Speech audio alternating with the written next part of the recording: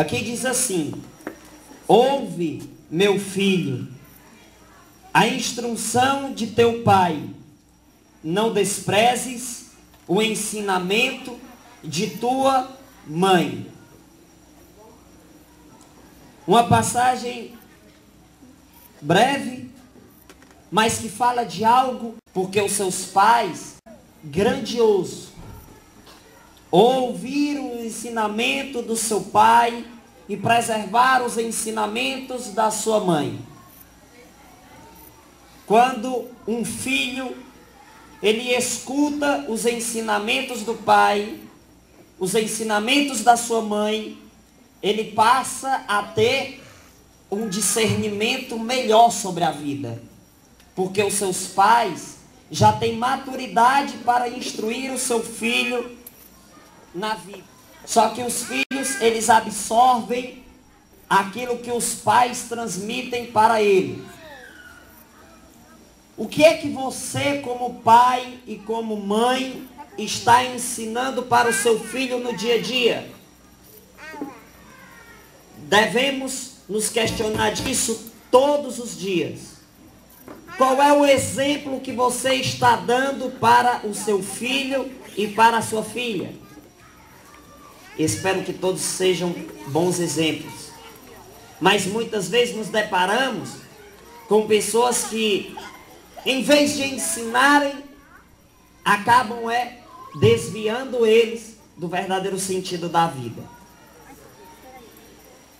Ou época boa, aquela em que o filho chegava para o pai e dizia: pai, sua bênção. Mãe, sua bênção.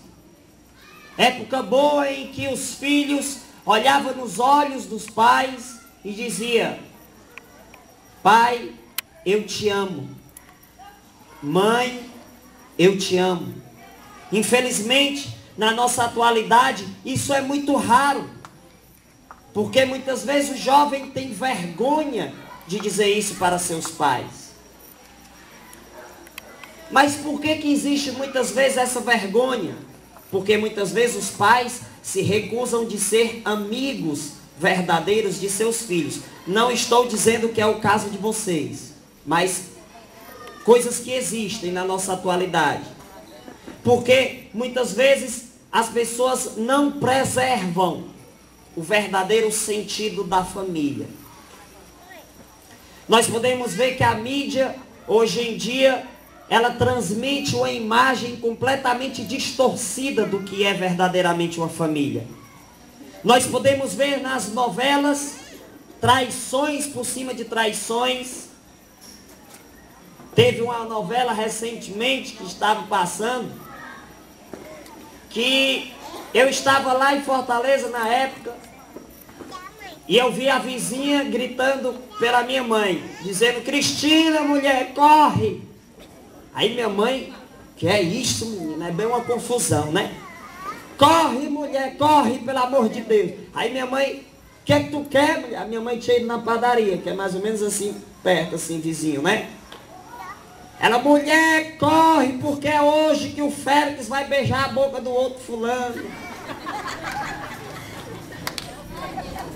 Certa vez eu cheguei em casa, vindo da Santa Missa, e minha mãe disse: Daniel, tu não sabe quem morreu. Aí eu olhei para ela assim, com aquele olhar de: meu Deus do céu, não fala de uma vez, porque é arriscado eu morrer junto. Ela: Daniel, tu acredita que o Totó levou um tiro? Teve uma novela, se eu não me engano era Passione o nome, né? Que um tal de Totó levou um tiro. Aí quando eu cheguei em casa foi a notícia: e amanhã, faça o seguinte, desliga essa televisão, só passa desgraça nessas coisas. Aí nós podemos ver a imagem que a novela transmite sobre a família. É uma imagem completamente distorcida, completamente corrompida, completamente danificada. Aí quando as crianças começam a ter atitudes de adultos antes do tempo, aí você vai se questionar: Vala, pois eu não ensinei isso a eles não. Mas esquece que bota a criança deste tamanho para assistir uma novela que só passa coisa ruim. A criança vai entender aquilo e vai querer fazer igual. Ô tempo bom, né? Da época de dizer papai a benção, mamãe. Hoje os jovens não querem mais dizer papai nem mamãe, porque acha que é... Não, isso é vergonhoso. Os valores da família, os verdadeiros valores que uma família deve ter, estão sendo corrompidos. O que é que nós estamos plantando no nosso dia a dia para que o verdadeiro sentido da família seja vivido? Qual é as atitudes que você está tendo no seu dia a dia para que seus filhos sejam pessoas de bem? É aquela criança de 11 anos de idade, recentemente, uma criança de 11 anos de idade chegou para mim e disse: estou pensando em me casar. Aí eu disse: como é a história, minha filha? Estou pensando em me casar. Você tem quantos anos? 11. Aí eu: mas por que você está pensando isso? Não, é porque eu vi numa novela que uma criança estava beijando outra, por que eu não posso? Aí você já contou essa história para os seus pais? Ela disse: não, porque senão leva uma pisa. Nós precisamos vigiar e orar, não somente na nossa vida, mas também na dos nossos familiares. E isso se mantém a partir de quando você tem a decisão de verdadeiramente ser um amigo. Estou falando isso para os pais. Seja amigo do seu filho. Mães, sejam amigas das suas filhas, dos seus filhos. Porque se você não cuidar do seu filho, se você não conversar com o seu filho, se você não sentar ele numa mesa para ter um diálogo, se você não procurar conversar com o seu filho, sabe quem é que vai procurar conversar com ele? Um traficante.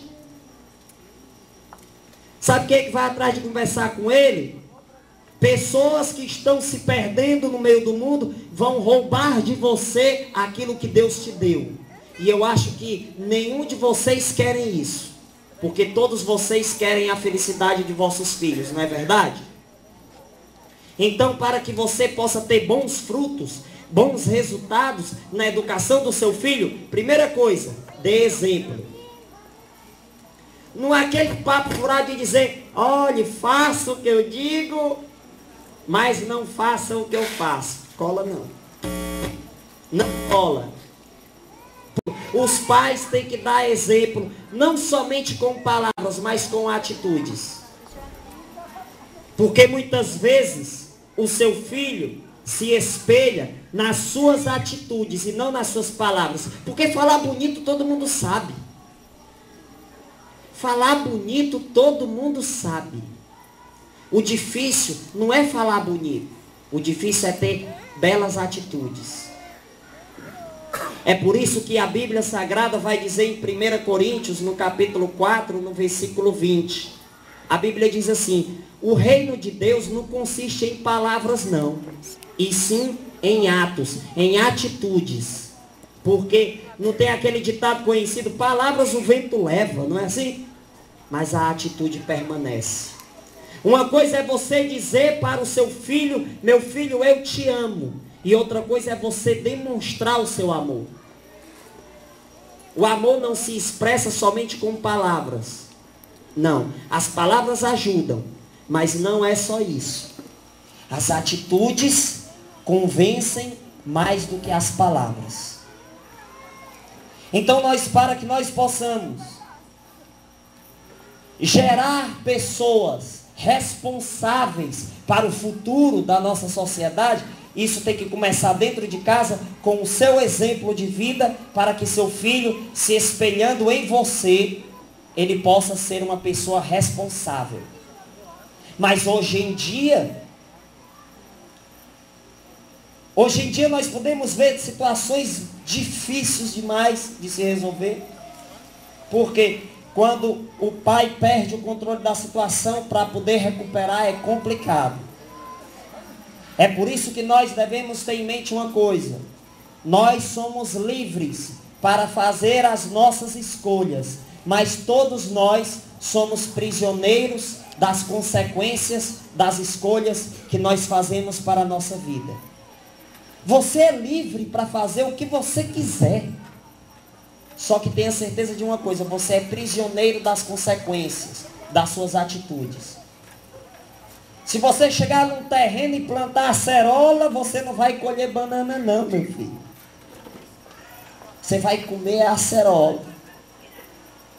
Da mesma forma é com a família. O que você está plantando na sua família? O amor ou o ódio? Porque tem família que a mulher acorda de manhã, olha para o marido e diz: diabo do meu ódio. Ô macho do meu abuso. Aí o outro pega e olha assim para ele: o que é que tu quer, bicha feia? Eu é que não quero conversa contigo. Tu deixou de me amar há muitos anos. Tome cuidado. Porque uma simples palavra destrói todo o sentido de um dia. Se você acorda tratando mal as pessoas que estão ao seu redor, o seu dia inteiro vai ser chato com elas. Mas se você já acorda demonstrando os verdadeiros valores de uma família, e o que é que eu me refiro? O amor, a paz, o respeito, a unidade. Como é que você quer ser respeitado pelos seus filhos se vocês não respeitam eles muitas vezes? Não estou julgando ninguém, estou dando exemplos. Exemplos. Muitas vezes nós acabamos, desrespeitando os filhos. Aí o que é que acontece? O filho se acha no direito de não respeitar os pais. É por isso que nós temos que ter respeito. Nós temos que ensinar o respeito, não somente com palavras, mas também com atitudes. Tenho visto muitas famílias se reerguer, recuperar a autoestima, reconstruir os muros que a discórdia destruiu, quando passaram a viver uma experiência de amor. Pessoas não são como lixos. Pessoas não são copos descartáveis que você simplesmente usa e depois joga fora na lata do lixo. Não. Os seus familiares não são copos descartáveis. Guarde isso no seu coração. Não são feitos para serem usados e depois jogados fora. Não. Faz parte de você. Cada familiar seu faz parte da sua vida, do seu sangue. É um pedaço seu, fora do seu corpo. Encare a sua família assim. Você que é filho que está aqui, que talvez é daquela época que eu estava dizendo: papai, a benção, era bom demais. Mamãe, a benção, e ela: que Deus te abençoe. Não é? Era bom demais. A época boa, diz meu pai. Ali é que era a vida, ele diz. Ele chegava para mim e dizia: meu filho, eu te amo. Olhando dentro do meu olho. Por mais que eu rejeitasse aquelas palavras, meu pai dizia: faça essa experiência, você que é mãe, você que é pai. Quando você chegar em casa, não tenha vergonha de dizer para o seu filho que ama ele, não. Não tenha vergonha de dizer: meu filho, por que você não me pede a benção? Fique me pedindo a benção. Meu filho, me dê um abraço. Vem cá, me dá um abraço. Eu te amo. Por que você não pede para o seu filho lhe abraçar? Que mal tem nisso? Que mal tem você olhar para o olho do seu filho e dizer: eu te amo? Que mal tem nisso? Que vergonha tem nisso? Meus amados irmãos e irmãs, não espere entrar na sua casa alguém para roubar o que é seu. Porque só o que tem é traficante querendo roubar os seus filhos das suas mãos. E se você está passando por uma situação de alguém que roubou algo seu, não desista de resgatar ele.